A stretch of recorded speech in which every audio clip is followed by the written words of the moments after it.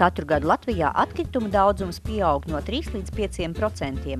Tādēļ viena no galvenajām problēmām atkritumu apsaimniekošanā ir atkritumu daudzumu samazināšana.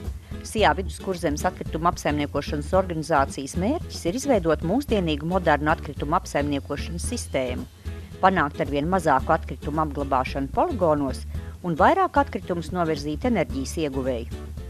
Mūsu uzdevumi ir informēt sabiedrību par atkritumu šķirošanas nozīmību, tāpat informēt arī mūsu klientus, kas ir juridiskas personas, par atkritumu radīšanas vai, pareizāk sakot, neradīšanas nozīmību, un tāpat stāstīt par materiāliem, kādi materiāli ir otrreizēji izmantojami, kādi nav, un, respektīvi mudināt arī izdarīt pareizu izvēli patēriņā. Viduskurzemes atkrituma apsaimniekošanas organizācija rīko akciju bērniem Zaļais tīkls, lai parādītu, cik daudz dažādu materiālu nonāk atkritumos, ja viņus nepareizi šķiro.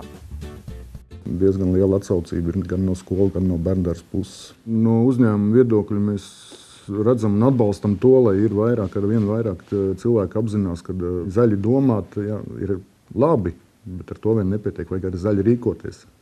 Latvijā ir maz attīstīta atkritumu pārstrāde. Ir daudz materiālu, kur Latvijā netiek pārstrādāti.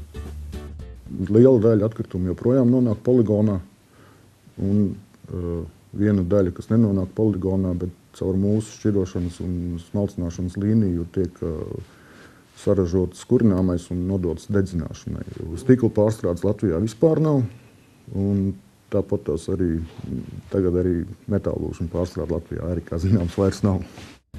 No bioloģiski sadalāmiem materiāliem Viduskurzemes atkrituma apsaimniekošanas organizācija veido kompostu, kurš ir izmantojams zemes auglības uzlabošanai, ceļmalu un rūpniecisku teritoriju apzaļumošanai. Diemžēl tāpat dēļ cilvēku nezināšanas, varbūt daļai dēļ bailēm, šim kompostam nav izveidojies Latvijā tirgus.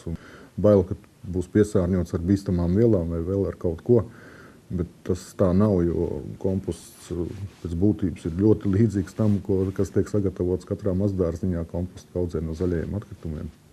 Šķirojot atkritumus, pievērsiet uzmanību iepakojumam.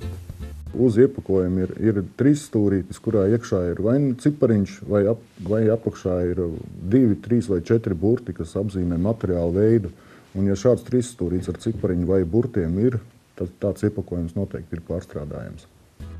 Ik viens no mums ir līdzatbildīgs atkrituma apsaimniekošanas procesā. Šķirosim atkritumus un izmetīsim tos tiem atbilstošās vietās.